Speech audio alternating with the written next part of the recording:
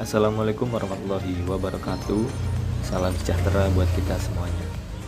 Perkenalkan, nama saya Bayu Maulana dengan nomor NIM 1904 1108.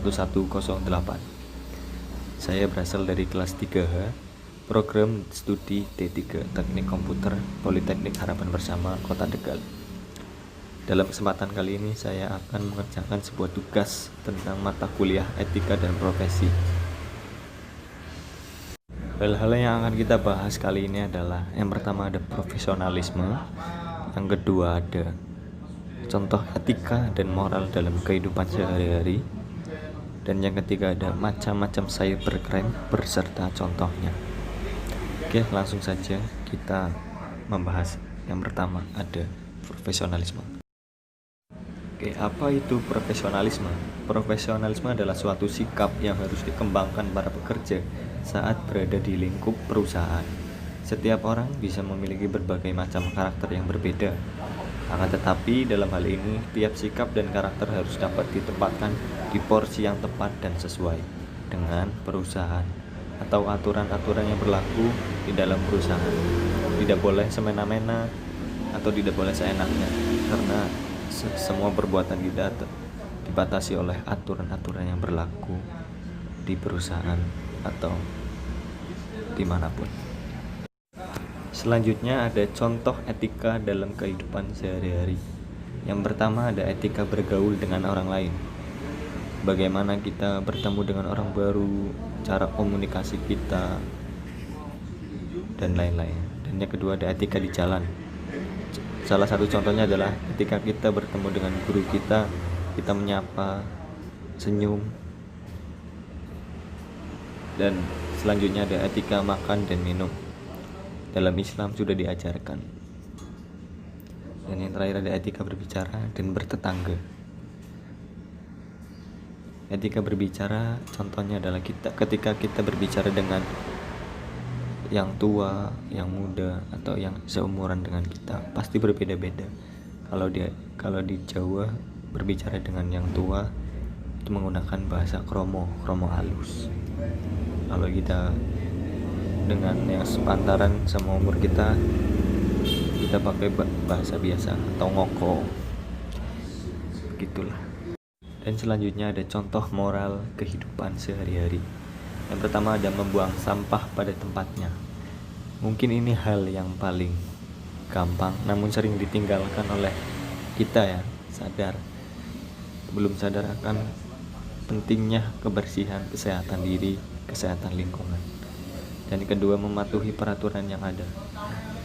Suatu peraturan dibuat bukan untuk dilanggar, tapi untuk dipatuhi.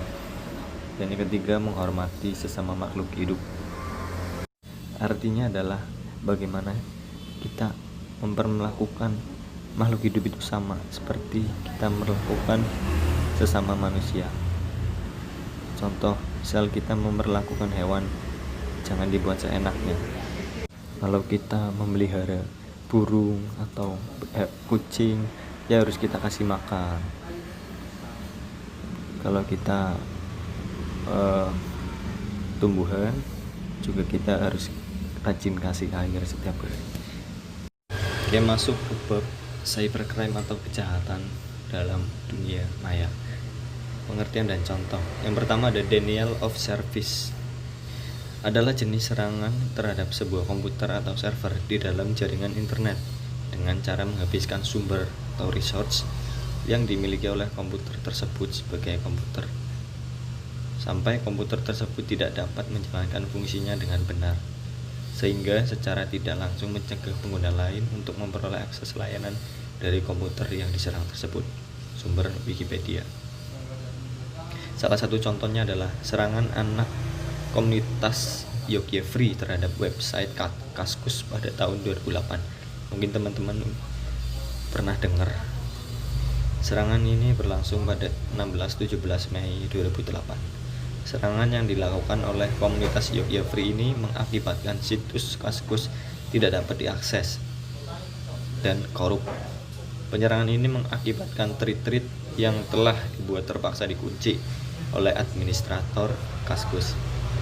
Karena hal ini berlangsung cukup lama, Akhirnya administrator Kaskus terpaksa mematikan server Kaskus.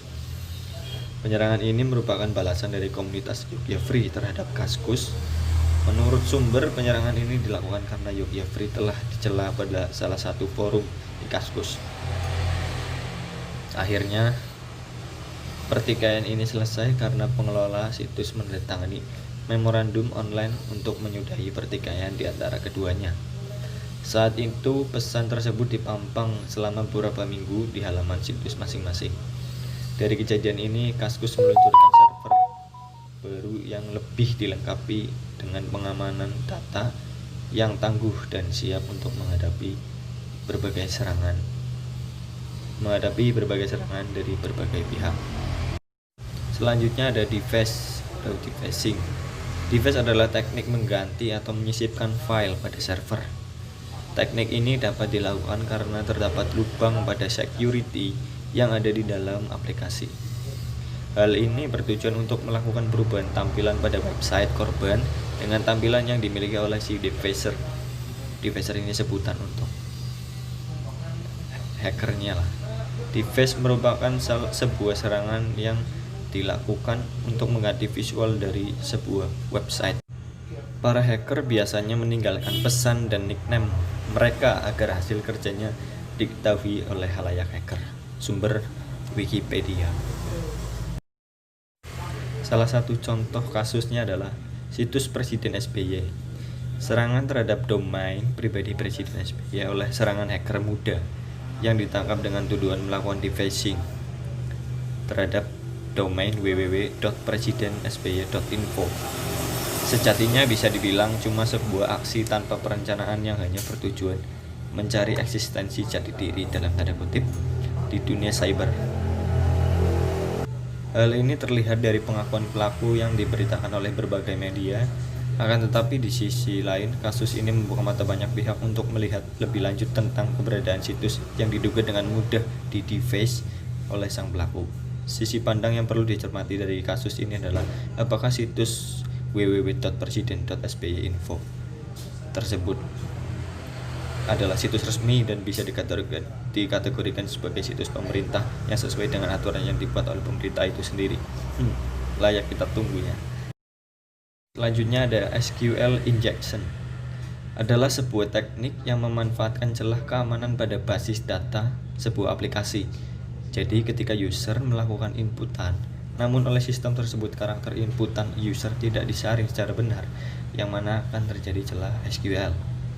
Contoh, pada kolom username dan password yang seharusnya user hanya dapat memasukkan huruf dan angka, namun jika mempunyai celah SQL maka user dapat memasukkan karakter seperti min, tanda petik sama dengan, sehingga user bisa memasukkan query SQL untuk melihat isi database tersebut. Dan yang terakhir ada carding, merupakan kejahatan yang dilakukan untuk mencuri nomor kartu kredit milik orang lain dan digunakan dalam transaksi perdagangan di internet. Salah satu contoh kasusnya adalah yang terbaru, kejahatan carding terjadi pada Maret 2013 yang lalu. Sejumlah data nasabah kartu kredit maupun debit dari berbagai bank dicuri saat bertransaksi di gerai The Body Shop Indonesia. Sumber Tempo mengatakan data curian tersebut digunakan untuk membuat kartu duplikat yang ditransaksikan di Meksiko dan Amerika Serikat. Data yang dicuri berasal dari berbagai bank, diantaranya Bank Mandiri dan BCA. Menurut Direktur Mikro and Retail Banking Bank Mandiri, Budi Gunaidi Sadikin, pihaknya menemukan puluhan nasabah kartu kredit dan debit yang datanya dicuri. Adapun transaksi yang dilakukan dengan data curian ini ditaksir hingga ratusan juta rupiah. Kejahatan kartu kredit terendus saat Bank Mandiri menemukan adanya transaksi mencurigakan. Kartu yang bisa digunakan di Indonesia tiba-tiba dipakai untuk bertransaksi di Meksiko dan Amerika, kata Budi. Setelah dilakukan pengecekan terhadap nasabah, ternyata kartu-kartu ini tidak pernah digunakan sama sekali di sana. Oke, segitu saja penjelasan dari saya. Kurang lebihnya mohon maaf. Wassalamualaikum warahmatullahi wabarakatuh.